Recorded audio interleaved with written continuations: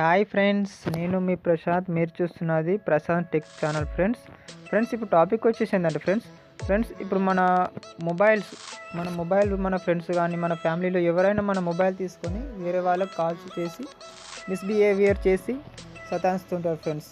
వాళ్ళకి కాల్ చేసి ఎలా తిట్టడమో చేయడమో ఇలాంటివి చేస్తుంటారు ఫ్రెండ్స్.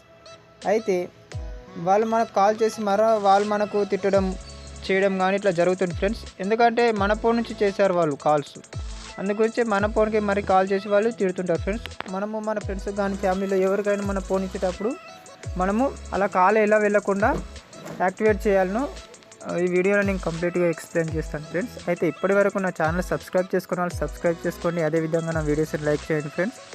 లైక్ చేస్తే నాకు కొద్దిగా సపోర్ట్గా ఉంటుంది ఫ్రెండ్స్. అయితే ఇప్పుడు మనం టాపిక్ని స్టార్ట్ చేద్దాం ఫ్రెండ్స్. ఇప్పుడు మనము డయల్ ప్యాడ్ ఓపెన్ చేయాలి ఫ్రెండ్స్. డయల్ ప్యాడ్ ఓపెన్ చేసి డయల్ ప్యాడ్లో *31# అని డయల్ చేసి మీరు ఏ సిమ్ నుంచి అయితే కాల్స్ వెళ్ళకూడదు అనుకుంటున్నారో ఆ సిమ్ని చూజ్ చేసుకోవాలి ఫ్రెండ్స్. సెలెక్ట్ చేసుకోవాలి. నేను సిమ్ 1 జియో నుంచి చూజ్ చేసుకుంటున్నాను ఫ్రెండ్స్. చూడండి ఫ్రెండ్స్, ఇగో out going caller ID service will enable అని వచ్చింది ఫ్రెండ్స్. చూడండి ఫ్రెండ్స్, ఇప్పుడు నేను ఒక నెంబర్ టైప్ ఎవరికైనా కాల్ చేస్తాను ఫ్రెండ్స్. ఇక్కడ ఒక నెంబర్ టైప్ చేస్తాను ఫ్రెండ్స్. ఇక్కడ నెంబర్ టైప్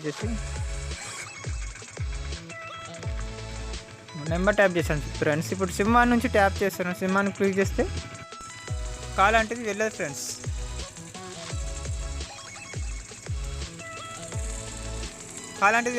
ఆటోమేటిక్గా కట్ అవుతుంది.